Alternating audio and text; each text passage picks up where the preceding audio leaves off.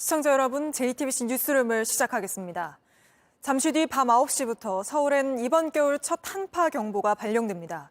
충남과 호남, 제주엔 큰 눈이 내리면서 대설특보도 내려졌습니다. 내일 체감 기온은 서울 기준으로 무려 영하 20도 아래까지 떨어질 걸로 보입니다. 올 겨울 들어 가장 춥고 또 혹독한 날이 다가오고 있는 건데 먼저 굵은 눈발이 내리고 있는 전북으로 가보겠습니다. 자, 정직명 기자. 정 기자도 코가 다 새빨개졌네요. 지금도 눈이 꽤 많이 오고 있는 것 같은데 얼마나 온 겁니까? 네, 제가 나와 있는 곳은 전북 순창 복흥입니다. 오늘 전북에서 가장 많은 눈이 내린 곳인데요. 하루 종일 눈이 이어졌고 지금도 굵은 눈송이가 쉼없이 내리고 있습니다. 20cm 넘게 왔는데 제 옆에 나무를 보시면요. 잎마다 수북하게 쌓여있는 모습을 볼 수 있습니다. 제 발목이 파묻힐 정도로 많은 눈이 쌓이다 보니 도로와 인도가 분간이 잘 안 갑니다. 순창구는 지난해에도 폭설로 피해를 입었는데요. 오늘 대설경보가 내려지자 주민들은 눈을 치우느라 바빴습니다. 작년 같은 경우도 거의 차 이렇게 문 높이까지 이렇게 쌓여가지고 또 올해도 지금 이 상황으로 보면 작년 못지않게 올 것 같아요, 눈이. 이거 지금 오전에도 한번 이렇게 했는데 네, 곳곳에서 눈길 사고도 잇따랐다고요. 네, 날이 추워서 내린 눈이 그대로 쌓이고 얼어서 길이 미끄러웠습니다. 오후 2시쯤 호남고속도로 내장산 나들목 인근에서 1톤 화물차와 고속버스 등 차량 10대가 부딪혔습니다. 이 사고로 50대 화물차 운전자가 심정지 상태로 병원으로 옮겨졌고 70대 고속버스 승객이 다쳤습니다. 오후 1시쯤에는 무안-광주 고속도로에서도 차량 7대가 연쇄 추돌하며 50대 여성 등 4명이 다쳤습니다. 네, 그럼 눈은 언제까지 얼마나 더 옵니까? 네, 대설특보가 내려진 충남, 호남 대부분 지역과 충남, 제주에는 모레까지 눈이 계속 내립니다. 제주 산지에는 최고 70cm 이상, 전북에는 최고 50cm 이상의 큰 눈이 내리는 곳이 있겠습니다. 충남 서해안과 전남 지역에도 최고 20에서 30cm 이상 예보됐습니다. 비닐하우스 등 시설물이 무너지지 않도록 조치하고 빙판길도 주의하셔야겠습니다. 지금까지 전북 순창에서 JTBC 정준명입니다. 이렇게 전북에 많은 눈이 내리면서 기상청이 처음으로 눈 무게를 예보했습니다. 눈이라고 모두 같은 눈이 아니기 때문에 무거운 눈은 특히 더 조심하라고 알리는 건데 그렇다면 이 무거운 눈의 위력 어느 정도인지 조보경 기자가 짚어드리겠습니다. 지난해 전북 순창군 쌍치면은 11년 만에 대설로 비닐하우스와 축사 등이 무너져 내려 큰 피해를 봤습니다. 특별 재난 지역으로 선포되기까지 했습니다. 이 때문에 기상청이 눈 무게 예보를 전북부터 시작하기로 했습니다. 오늘 예보를 한번 볼까요? 많고 무거운 눈에 의한 시설물 피해에 유의해야 한다고 했습니다. 그렇다면 무거운 눈이란 무엇일까요? 눈은 물기를 머금은 정도에 따라 건설과 습설로 나뉩니다. 푸석푸석한 건설은 잘 흩어지고 가볍지만 축축한 습설은 잘 뭉쳐지고 무겁습니다. 결정체 모양으로 보면 건설은 나뭇가지 형태, 습설은 꽉 찬 육각형 모양입니다. 이렇다 보니 무게는 무려 2배에서 3배 차이가 납니다. 30평을 기준으로 5cm의 눈이 쌓인다고 가정하면 건설은 200에서 300kg, 습설은 600kg가량 됩니다. 이 때문에 대설주의보가 내려지고 무거운 눈 예보가 있을 때는 주의가 더욱 필요합니다. 비닐하우스를 예로 들면 통상 적설량 최대 40cm를 버틸 수 있게 설계되어 있습니다. 하지만 습설과 같은 무거운 눈이 내린다면 적게 내려도 무게가 쌓여 무너질 수가 있는 겁니다. 기상청은 이번에 전북 등에 내리는 눈이 쌓이고 또 쌓이는 상태라 무게가 무거울 거라고 설명했습니다. 이렇게 지역에 따라 내일과 모레 계속 눈이 오겠고요. 추위는 목요일에 정점을 찍고 차츰 기온이 올라서 크리스마스 당일 서울 최저 기온은 영하 4도, 최고 기온은 3도로 예상됩니다. 갑자기 찾아온 북극 한파, 들쭉날쭉하던 날씨는 크리스마스 이후 평년과 비슷하게 회복하겠습니다. JTBC 조보경입니다. 이 추위가 모두에게 똑같이 혹독한 건 아닙니다. 판잣집과 비닐하우스에 사는 38만 가구에겐 더욱더 혹독합니다. 집 안과 밖 기온을 재봤더니 거의 차이가 없었는데 이혜원 기자가 현장을 점검해봤습니다. 빽빽한 비닐하우스 위로 하얀 눈이 쌓여 있습니다. 이곳엔 400여 가구가 모여 살고 있습니다. 오늘 낮 기온은 영하 7도, 한파 경보가 발령됐습니다. 하지만 80대 어르신은 달랑 전기 장판 하나로 하루를 견뎌야 했습니다. 추우니까 이거 여기 따뜻한 거 주름 있었지. 어깨 실막 시렵잖아. 추워 막. 열화상 카메라로 방안을 비춰보니 주변 온도는 겨우 3도에 그쳤습니다. 외풍을 전혀 막지 못하는 겁니다. 날이 추워지면서 수도관이 얼어서 이렇게 물이 전혀 나오지 않습니다. 겨울마다 반복되는 일이라 이곳 주민들은 얼기 전에 미리 이렇게 물을 받아놨다고 합니다. 수십 년을 살았지만 한파가 닥칠 땐 늘 비상입니다. 많이 오면은 이거 내일 앉아. 돈이 없으니까 못 살지. 집 한 건 살려면 얼마나 비싸? 올해 초 화재가 났던 서울의 한 판자촌도 사정은 마찬가지입니다. 지붕 위를 덮어둔 장판에는 눈이 쌓였고 이런 커다란 고드름이 맺혔습니다. 바깥이 영하 10도인데 집 안으로 들어가도 영하권을 벗어나지 못합니다. 혹한에 씻는 것도 쉽지 않습니다. 물이 터질 때까지, 물이 녹을 때까지 기다리든가 돈을 들여서 수소를 녹이든가. 근데 그것도 인건비가 너무 비싸요. 기댈 건 민간 단체에서 나눠준 연탄과 내복 정도입니다. 난 또 혼자 이렇게 있으니까 대비하는 것도 없고 여기서 난로에 집어넣는 거 외에는 없어요. 겨울철이면 정부와 지자체가 앞다투어 각종 지원책을 발표합니다. 하지만 여전히 이불 한 장 받아본 적 없다는 주민들도 많습니다. 취약계층의 한파는 더 독하게 굽니다.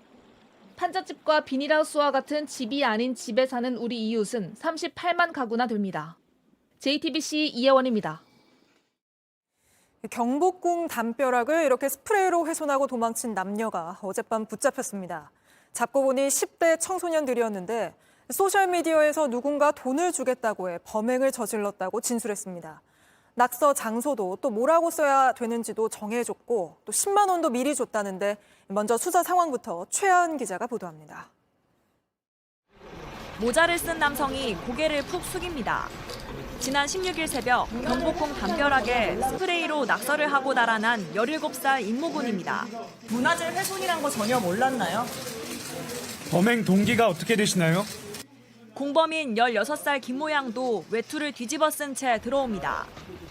두 사람은 범행 사흘 만인 어제 저녁 7시쯤 경기도 수원에 있는 각자 집에서 붙잡혔습니다.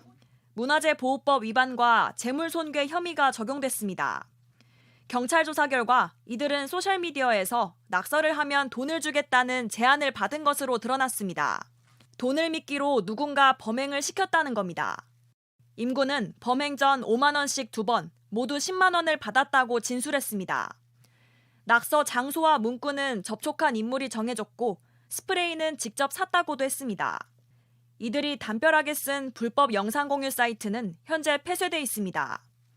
경찰은 범행을 지시한 사람이 누군지도 수사하고 있습니다. JTBC 최하은입니다. 이들이 낙서한 다음 날 똑같이 낙서로 경복궁을 훼손한 20대 남성이 자기 블로그에 글을 올렸습니다. 예술을 한 것뿐이다. 안 죄송하다. 또 하트를 검은색으로 했으면 더 좋았을 걸. 이렇게 공분을 살 발언들을 쏟아냈습니다. 계속해서 최연수 기자입니다. 경복궁 두 번째 낙서범이 범행 직후 쓴 글입니다. 인증사진도 올렸습니다. 낙서 영문 철자가 틀렸다며 아쉬워합니다. 경찰서 출석 풍경을 묘사하기도 합니다. 낙서한 이유에 대해선 짓궂은 장난을 좀 치고 싶었다고 설명합니다. 그러면서 죄송하다고 했다가 다시 안 죄송하다, 예술을 한 것일 뿐이라며 오락가락합니다. 이 글을 쓴 20대 남성 A씨는 지난 18일 경찰에 자진 출석했습니다. A씨는 당시 조사에선 특정 가수에 대한 팬심 때문에 낙서를 했다고 말했습니다. 또 문화재에 낙서를 하는 행위가 대단하다고 생각했다고도 했습니다. 이 남성은 다른 글에는 지난달 전시회 전시품을 훔쳐서 경찰 조사를 받았다고 썼습니다. 이 블로그는 현재 비공개로 전환됐습니다. JTBC 최연수입니다. 이렇게 문화재를 훼손하는 건 예술도 대단한 일도 아닌 그냥 범죄입니다. 그런데도 이런 짓을 저지르는 사람이 끊이질 않는데 문화재청은 복원 비용도 모두 받아내겠다는 입장입니다.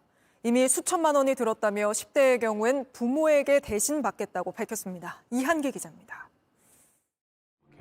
병자호란 때 청나라에 항복한 조선은 그날의 치욕을 삼전도비에 새깁니다. 나는 살고자 한다. 부끄러움 또한 기억해야 할 역사로 남겨야 하는데 2007년 한 남성이 여기에 낙서를 했습니다. 치욕스럽다는 이유에서입니다. 문화재를 겨냥한 낙서는 때와 장소를 가리지 않고 벌어집니다. 9년 전 합천 해인사 곳곳엔 기도문을 남긴 사람도 있습니다. 모든 악으로부터 이제 보호할 수 있는 그런 마음으로 썼습니다. 조선시대에 만들어진 언양읍성 성벽에는 의미를 알 수 없는 글이 새겨졌습니다.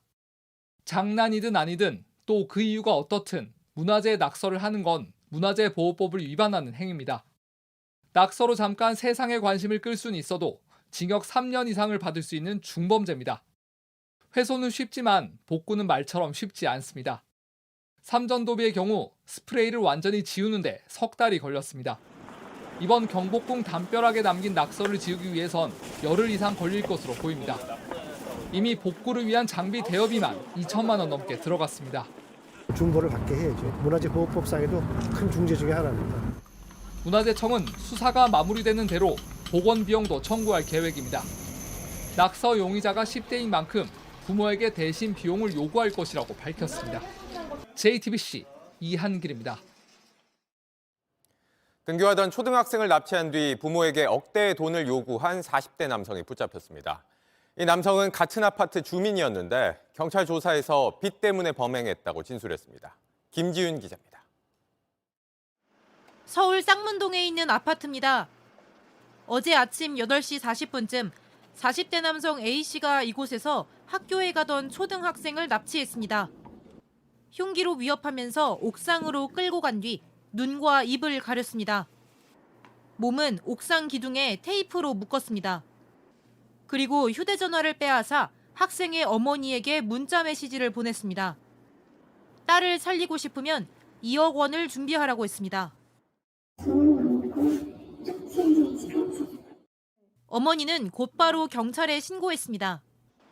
경찰은 어머니와 함께 CCTV를 보며 납치범을 찾기 시작했습니다. 그러는 사이 옥상에 있던 학생이 1시간 만에 스스로 테이프를 떼어내고 집으로 돌아왔습니다. 학생은 집이 비어있는 것을 확인하고는 근처 파출소로 뛰어가 직접 신고까지 했습니다. 경찰이 출동하자 남성은 우산으로 얼굴을 가린 채 이곳 1층으로 도주했습니다. 미리 파악해둔 CCTV 사각지대인데요. 남성은 이곳에서 옷을 갈아입은 뒤 집으로 들어갔습니다. 경찰은 신고 9시간 만에 집에 있던 A씨를 붙잡았습니다. A씨는 납치한 초등학생과 같은 아파트에 사는 주민으로 조사됐습니다. 경찰 조사에선 채무 때문에 범행을 저질렀다. 아무 초등학생이나 노린 것이라고 진술했습니다.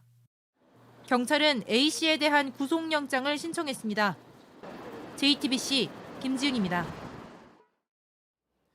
약물에 취한 상태에서 롤스로이스를 몰다 20대 여성을 치어 숨지게 한 운전자에게 징역 20년형을 내려달라고 검찰이 재판부에 요청했습니다. 검찰은 운전자가 진심으로 반성하지 않고 있다고 했고 유족들도 엄벌을 내려달라고 했습니다. 조혜연 기자입니다. 20대 신모 씨는 지난 8월 서울 압구정에서 롤스로이스를 몰다 인도로 돌진해 20대 여성을 치었습니다. 신 씨는 향정신성 의약품인 미다졸람 등을 투약한 뒤였습니다. 사고를 내고도 구호 조치 없이 현장을 빠져나갔습니다. 석 달 넘게 뇌사에 빠졌던 피해자는 결국 지난달 숨졌습니다. 신 씨는 경찰에 나왔을 땐 사죄한다고 했습니다. 피해자가 가족들에게 하실 말씀 없으신가요? 죄송합니다. 저 진심으로 사죄드리겠습니다. 죄송합니다. 그런데 정작 재판에선 병원에서 의사를 데려오려 했던 것이라며 도망친 게 아니라고 했습니다. 하지만 검찰은 운전석에서 휴대전화기를 만지작거리며 신고를 하지 않았고 주변에 도움 요청도 하지 않은 채 현장을 벗어났다고 반박했습니다. 그러면서 납득하기 어려운 변명을 늘어놓으며 진심으로 반성하지 않고 있다며 징역 20년을 선고해달라고 했습니다. 유족들도 엄벌을 내려달라고 했습니다. 최소한 20년에서 30년 1심에서 받았으면 빠져나갈 수 있다고 보는 부분에서는 인정을 안 하고 그거는 이제 진정한 사과가 아니라고 느껴지기 때문에 신 씨의 약물 투약에 대해선 경찰이 수사를 이어가고 있습니다. JTBC 조혜연입니다. 유흥업소 실장을 통해 배우 이선균 씨 등에게 마약을 제공한 혐의를 받는 현직 의사는 병원에서 환자에게 마약을 주사한 의혹으로도 수사를 받고 있다고 전해드렸습니다. 경찰은 또 이 의사가 와인 상자에 마약을 넣어 주변에 선물했다는 진술도 확보한 것으로 파악됐습니다. 윤정주 기자가 취재했습니다. 파란 점퍼 모자를 깊숙이 쓴 남성은 40대 현직 의사 이모 씨입니다. 구속영장 실질 심사를 받기 위해 법원으로 들어가는 길입니다. 마약 검사 양성에 대해서 하실 말씀 있나요? 주신 마약이 이성균 씨한테 가는지 몰랐나요? 배우 이선균 씨와 함께 마약을 했다고 주장한 유흥업소 실장에게 마약류를 제공한 혐의를 받고 있습니다. 먼저 구속된 유흥업소 실장 김모 씨는 의사 이 씨에게 마약을 선물받았다고 진술했습니다. 의사 이 씨가 8월쯤 킥 서비스로 필로폰과 주사기를 선물이라며 보냈다고 주장했습니다. 그런데 또 이 씨 병원에서 미용 치료를 받았던 또 다른 여성도 비슷한 수법으로 마약을 선물받았다고 경찰에 진술했습니다. 대마초 선물이라고 어느 정도의 양을 주고 또 코케인이라고 하면서 한 번, 두 번 할 정도의 양을 선물이라고 주고 의사 이 씨가 킥 서비스로 와인을 보내줬는데 필로폰을 함께 보냈다고 주장한 겁니다. 와인을 보내기 전 이 씨가 전화를 해 바닥을 잘 찾아보라고 했다며 구체적 상황도 설명한 걸로 알려졌습니다. 마약 선물은 여러 차례 전달됐다고 말했습니다. 이 여성은 보답으로 자신도 액상대마를 제공했다고도 진술했습니다. 자신에게 불리한 내용도 수사기관에 털어놓은 겁니다. 친구가 준 걸 그대로 그 사람한테 건넸어요. 그러더니 저한테 200만 원어치를 사겠다 해서 딜러가 아닌 딜러처럼 가운데서 제가 전달을 했죠. 경찰은 유흥업소 실장과 이 여성의 진술이 겹치는 점에 주목하고 있습니다. 와인 사진, 통신 기록 등을 확보해 들여다보고 있습니다. JTBC 윤정주입니다. 김기현 전 국민의힘 대표가 당대표직에서 물러난 지 일주일 만에 내년 총선에 나가겠다는 뜻을 내비쳤습니다. 지역 당원들에게 울산을 위한 일에 전념하겠다고 문자 메시지를 보낸 건데 당 안에선 불만의 목소리가 나오고 있습니다. 하혜빈 기자입니다. 김기현 전 대표는 오늘 자신의 지역구인 울산 남구 을 당원들에게 문자를 보내 울산의 발전과 남구의 미래를 위해 챙겨야 할 일에 더욱 전념하겠다고 했습니다. 당의 어려움은 오롯이 당대표 몫이라는 엄중한 책임감으로 대표직에서 물러났다면서 이제는 좀 더 자주 뵙고 시민들의 삶과 함께하겠다고도 했습니다. 사실상 내년 총선에서 지역구 출마 의사를 밝힌 걸로 풀이됩니다. 지난 13일 소셜미디어를 통해 당대표직에서 내려오겠다고 한 지 일주일 만에 처음으로 밝힌 입장입니다. 당에선 당대표까지 지낸 인사의 이 같은 행보가 적절하지 않다는 비판이 나옵니다. 한 중진 의원은 본회의도 나오지 않으면서 문자 메시지만 보내는 건 스스로 망가지는 거라면서 안타깝다고 했습니다. 그간 김 전 대표는 장제원 의원의 불출마 선언 이후 국회 공식 일정에도 모습을 드러내지 않는 등 줄곧 잠행을 이어왔습니다. 대통령실로부터 불출마를 권유받았는데 되려 당대표직을 사퇴하면서 사퇴 과정도 매끄럽지 못했다는 비판도 나왔습니다. 어제는 소셜미디어에 국민의힘에서 퇴사라는 게시글이 올라와 아예 탈당하는 게 아니냐는 의혹도 불거졌습니다. 김 전 대표 측은 이력 수정 과정에서 자동으로 게시된 글이라며 당적엔 아무런 변동이 없다고 해명했습니다. 대통령실 관계자는 김 전 대표 움직임에 대해 당에 관한 일이라 특별히 입장이 없다고 밝혔습니다. JTBC 하혜빈입니다. 여야가 656조 9천억 원 규모의 내년도 예산안을 내일 본회의에서 통과시키기로 합의했습니다. 논란이 됐던 연구개발 예산은 6천억 원 늘리는 데 그쳤고 3년 연속 지각 처리했다는 지적도 피할 수 없게 됐습니다. 최규진 기자입니다. 여야가 합의한 내년도 예산안 규모는 정부안과 금액이 같은 656조 9천억 원입니다. 정부안에서 4조 2천억 원을 깎고 같은 금액을 늘렸습니다. 핵심 쟁점이었던 연구개발 관련 예산은 정부안이 전년도보다 5조 2천억 원 줄였는데 이걸 6천억 원 늘리기로 했습니다. 현장 연구자의 고용 불안을 해소하고 차세대 원천기술 연구 보강, 최신 고성능 연구 장비 지원 등을 위해 0.6조 원을 순증한다. 정부가 삭감했던 새만금과 이재명표 예산으로 꼽힌 지역화폐 예산은 민주당이 요구대로 각각 3천억 원씩 늘리기로 했습니다. 대신 공적개발 원조 ODA 금액과 정부 예비비가 줄었습니다. 민주당은 검찰, 경찰, 특활비 등도 줄였다는 입장입니다. 다만 국가 채무와 국채 발행 규모는 국민의힘의 요구대로 늘리지 않기로 했습니다. 민생과 나라 경제를 감안하면 더 이상 미룰 수 없다는 절박한 심정으로 양당 간에 서로 양보와 타협을 통해서 오늘 예산안 합의에 이르렀습니다. 전체 예산 항목 수정에도 반나절 가까운 시간이 소요돼 예산안은 내일 본회의에서 처리될 예정입니다. 지난 2일까지였던 법정 시한 자체는 이미 19일이나 넘기게 됐습니다. 특히 국회 선진화법 시행 이후 가장 늦었던 지난해보다 불과 사흘 빠른 겁니다. 예산안이 지연된 거에 대해서는 다시 한번 국민들께 송구스럽게 생각합니다. 야당의 입장에서 다소 아쉬운 측면이 있습니다만 그럼에도 불구하고 양당이 최선의 협상을 했다는 점에서는 의미가 있다고 생각을 합니다. 21대 국회는 3년 연속 예산안을 지각 처리했다는 기록을 남기게 됐습니다. JTBC 최규진입니다. 전두환 씨가 숨지면서 남은 추징금 900억여 원을 전부 다 받아내긴 힘들어졌죠. 사실상 마지막으로 받아낼 수 있는 55억 원을 두고는 소송이 진행 중이었는데 한 고비를 넘겼습니다. 압류가 부당하다는 이의 신청을 최근 대법원이 받아들이지 않은 겁니다. 이제 이 돈을 환수할 수 있는지 마지막 판단만 남겨놨는데 자세한 내용 연지환 기자가 보도합니다.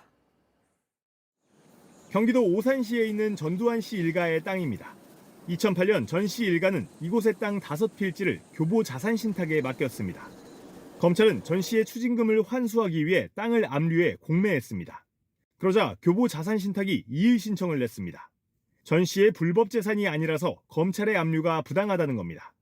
대법원은 지난 15일 이미 압류가 완료돼 이의 신청은 실익이 없다며 검찰 손을 들어줬습니다. 이제 남은 건 교보 자산신탁이 공매로 얻은 55억 원을 배분하지 말라며 한국자산관리공사를 상대로 낸 소송입니다. 지난 8일 2심은 교보 자산신탁의 주장을 받아들이지 않았고 대법원이 이 판결을 확정하면 55억 원을 환수할 수 있습니다. 지금 법에선 당사자가 숨지면 추징 절차가 중단됩니다. 전 씨의 추징금 2,205억 원 가운데 922억 원이 남아 있습니다. 그나마 받아낼 수 있는 마지막 추징금 55억 원을 받아내도 867억 원은 영원히 미납으로 남게 됩니다. JTBC 연지환입니다. 지난 1월 정부는 아파트 실거주 의무를 폐지한다는 대책을 내놨습니다. 이제 거의 1년이 지났지만 이 대책은 백지화될 가능성이 커지고 있습니다. 정부 말만 믿고 전세 보증금으로 잔금 치르려던 청약 당첨자들은 청약 통장만 날릴 상황에 처했습니다. 오원석 기자입니다. 경기 고양시에 사는 자영업자 서모 씨는 청약 통장까지 날릴 상황에 처했습니다. 연초 분양가 상한제 아파트 실거주 의무를 폐지하겠다는 정부 발표만 보고 청약을 넣었다 당첨됐는데 해당 법안이 아직도 국회에 묶여 있어서입니다. 서울에 들어갈 수 있는 마지막 기회라고 생각해서 그리고 정부도 임대가 가능하다고 했으니까 저도 이렇게 청약을 넣게 된 거였고 정부가 믿을만하다, 그 신뢰성이 있었는데 정부 대책대로라면 먼저 전세를 주고 그 기간 동안 자금을 모아 잔금을 치르면 됐지만 이제 그 계획도 불투명해졌습니다. 절대 못 나옵니다. 추가 대출이. 자영업자 대출은 이미 코로나 때 이때 많이 받았고. 남은 선택지는 분양권을 포기하고 아파트를 LH에 넘기는 겁니다. 서울살이는커녕 내 집 마련 기회까지 사라지는 겁니다. 이렇게 실거주 의무를 적용받게 될 아파트는 12,000여 세대 규모의 둔촌주공을 비롯해 전국 60여 개 단지 4만 가구를 훌쩍 넘습니다. 그중 3분의 1이 내년 입주를 앞두고 있습니다. 설익은 대책으로 현장 혼란이 커지자 정부는 진화에 나섰습니다. 여야 간의 입장 차가 좀 많이 드러나 있는 상태여서 이번 정기국회 끝날 때까지, 그다음에 임시국회 때까지 실거주 의무 폐지 부분은 저희가 최선의 노력을 다할 입장입니다. 국회 법안 심사는 내일이 마지막인데 여야 간 합의는 쉽지 않아 보입니다. JTBC 오원석입니다. 지역에 공공의대를 설립하고 의대 정원 일부를 10년간 지역에서 근무하게 하는 내용의 법안이 오늘 민주당 단독으로 국회 상임위를 통과했습니다.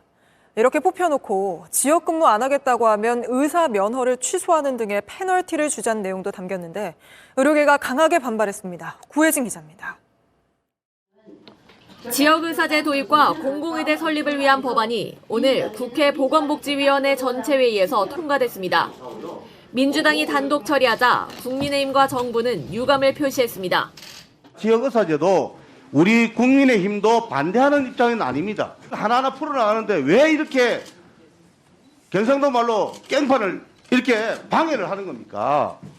25년 이후에 의대 정원 입학 정원 규모가 구체화되어 있지 않은 상황에서 지역 의사 선발 비율을 바로 대통령령으로 정하도록 하는 것은 또 다른 혼란을 초래할 수가 있습니다. 공공의대 설립법은 지역에 공공의대를 설립해 필수 의료 인력 부족 현상을 해소하자는 내용을 담고 있고, 지역의사제 도입법은 의대 정원 일부를 지역의사 전용으로 선발하자는 겁니다. 두 법 모두 이를 통해 의사가 될 경우 특정 기관이나 지역에서 10년간 의무적으로 근무하도록 했는데, 의무 복무를 중도에 그만두는 이른바 먹튀 의대생에겐 의사 면허를 취소하고 재발급도 제한됩니다. 의사단체는 이 10년 의무 복무가 의대생의 직업 선택권과 의사의 이동권을 제한한다며 반발해왔습니다. 법이 통과되자 대한의사협회는 민주당이 사회적 논의나 합의 없이 법안을 강행 처리한 것을 규탄한다고 반발했습니다. 다만 국민 여론은 일단 우호적입니다. 오늘 발표된 조사 결과에 따르면 의대 정원 증원에 국민 74.8%가 공감했고, 의사인력 확충 방안으로는 지역의사제를 첫 번째로 꼽았습니다. 해당 법안이 최종적으로 통과되려면 법사위와 국회 본회의 문턱도 넘어야 합니다. JTBC 구혜진입니다.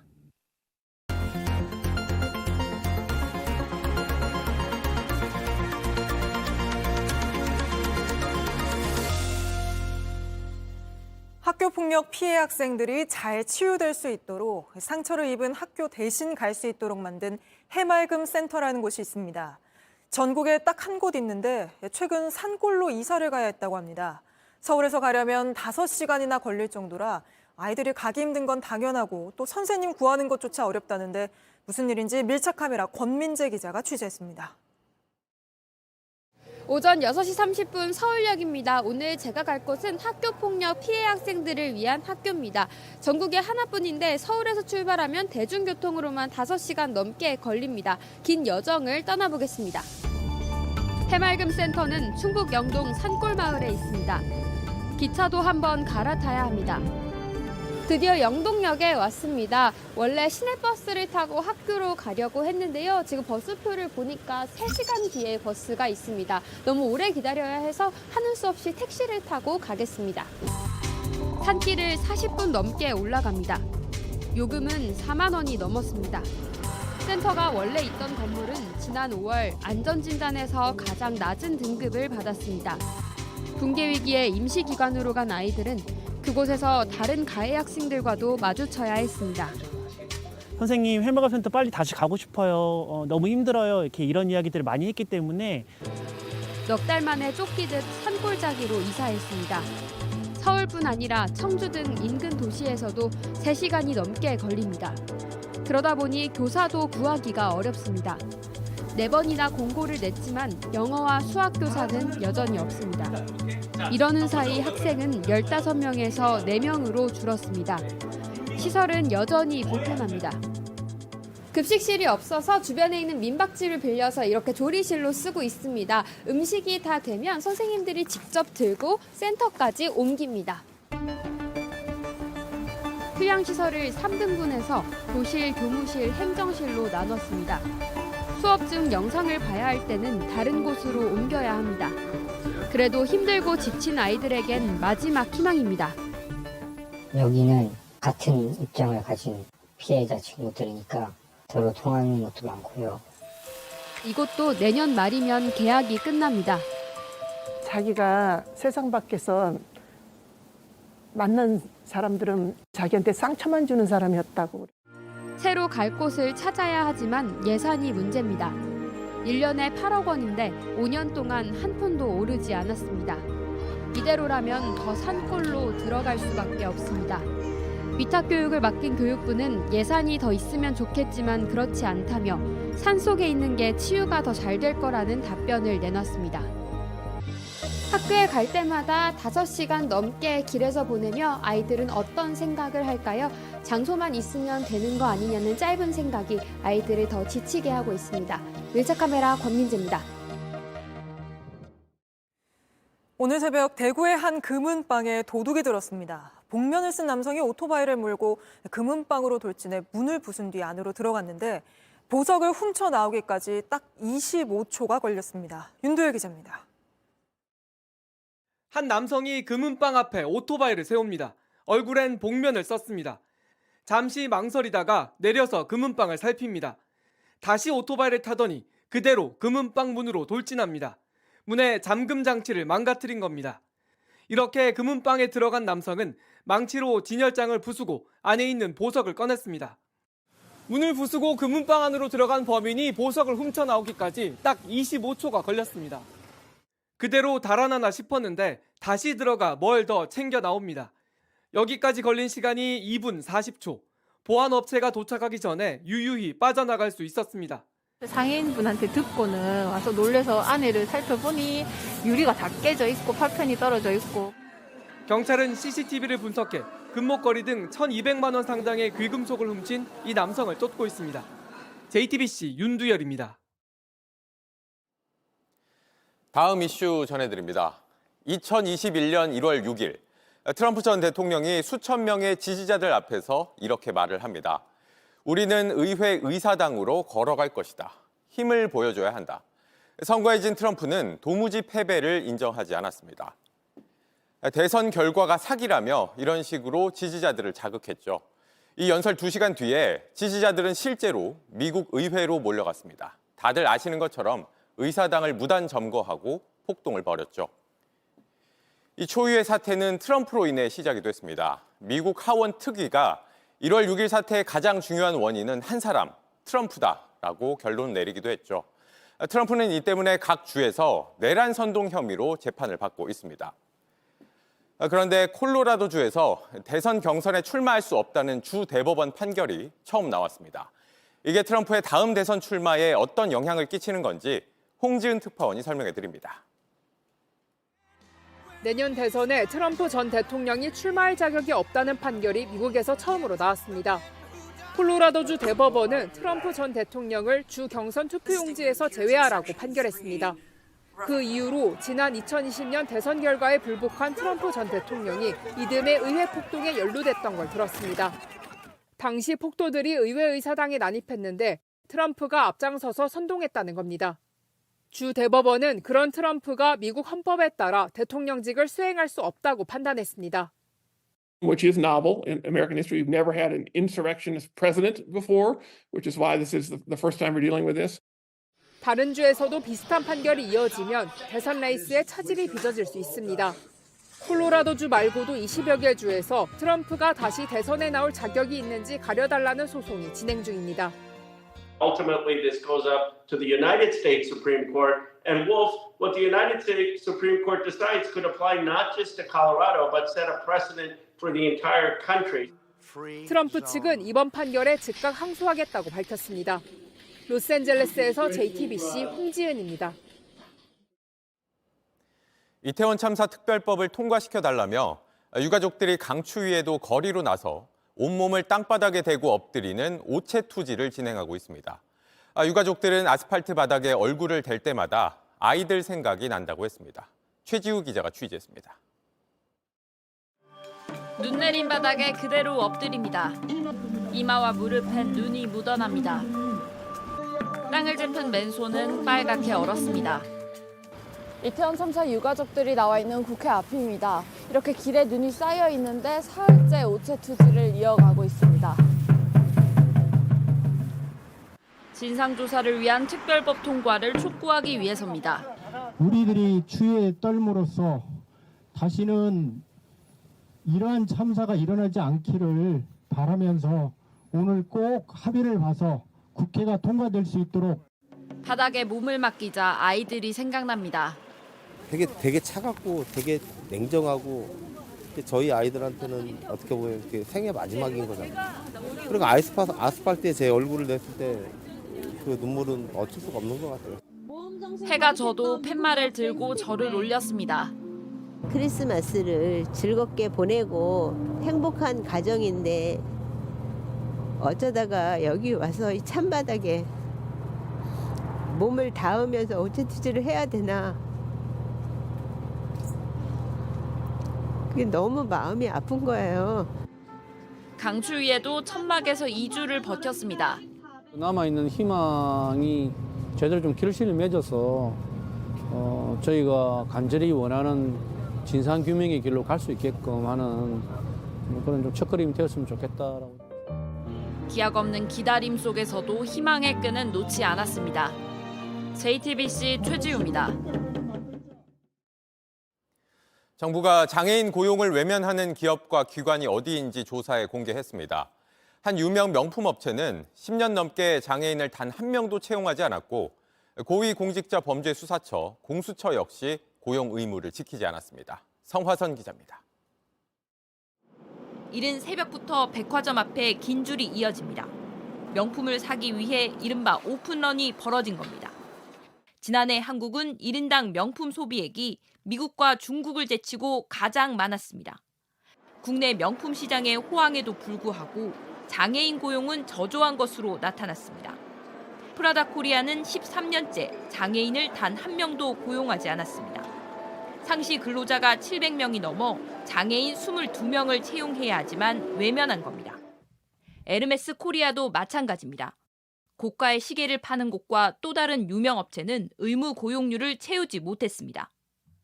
고용노동부는 경고를 받고도 신규 채용이나 구인 절차를 진행하지 않은 기업과 기관을 매년 공표합니다. 올해는 457곳이었습니다. 민간 기업뿐 아니라 고위공직자범죄수사처와 소방청 등도 고용 의무를 지키지 않았습니다. 차별이 굉장히 큰 사회적 해악이라는 인식이 부족합니다. 반복적이고 상습적이고 고의적인 기업에 대해서는 좀 더 높은 제재 수단을 통해서 관행과 인식을 바꿔나가도록. 채용하지 않은 인원 한 명당 한 달에 최대 201만 원을 부담금으로 내야 하지만 버티는 곳이 상당수이기 때문입니다.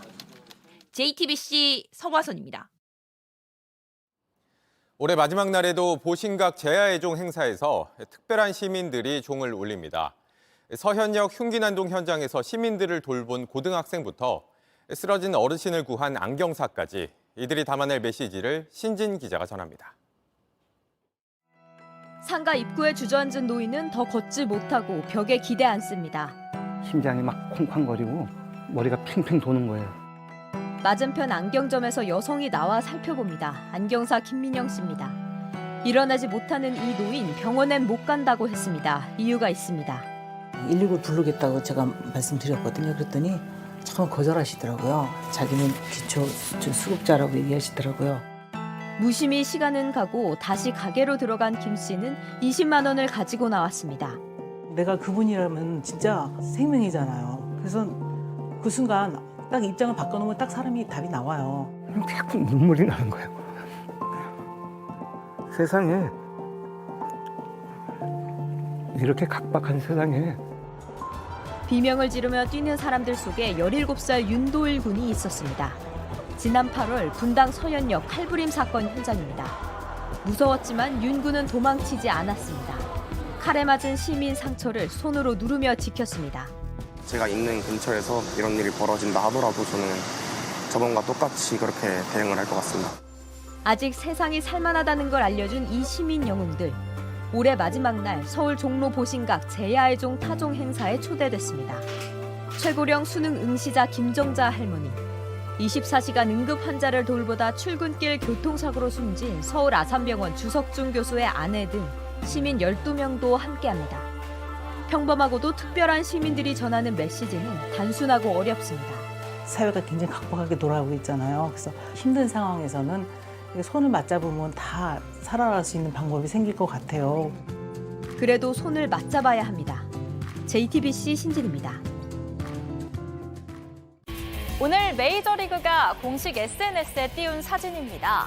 2024 시즌 개막을 100일 앞두고 내세운 얼굴들. 그 사이에 이정우 선수도 보이네요. 아직 데뷔도 안 했는데 참 뜨겁습니다. 귀국 인터뷰에선 일본의 오타니 선수에 대한 솔직한 생각도 들어볼 수 있었는데요.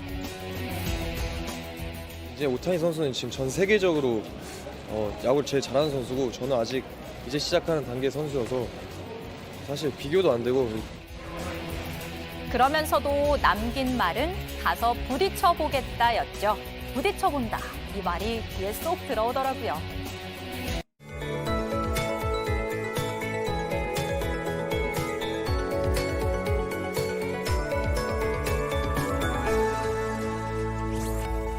한파 속에 충청과 호남, 제주는 여전히 굵은 눈발이 날리고 있습니다. 현재 대설특보가 내려진 이들 지역은 시간당 1에서 3cm의 많은 눈이 내리고 있어서 모레까지 폭설이 쌓일 것으로 예상됩니다.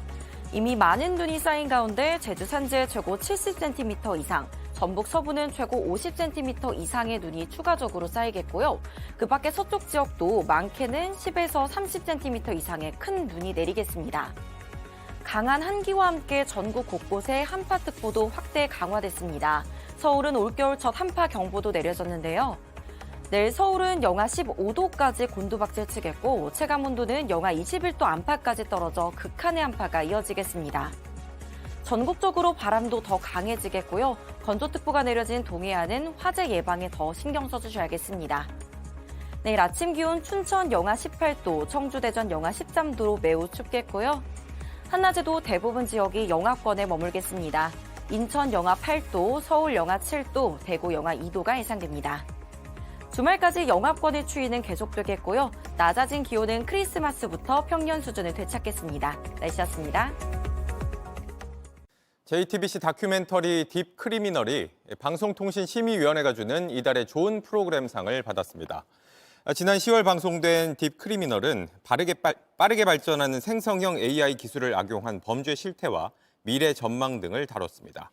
방심위는 다양한 취재와 실험을 통해 AI의 양면성을 시청자들에게 생생하게 보여주는 동시에 AI 범죄에 대한 경각심을 일깨웠다고 평가했습니다. 뉴스룸 저희가 준비한 소식은 여기까지입니다. 시청해주신 여러분 고맙습니다.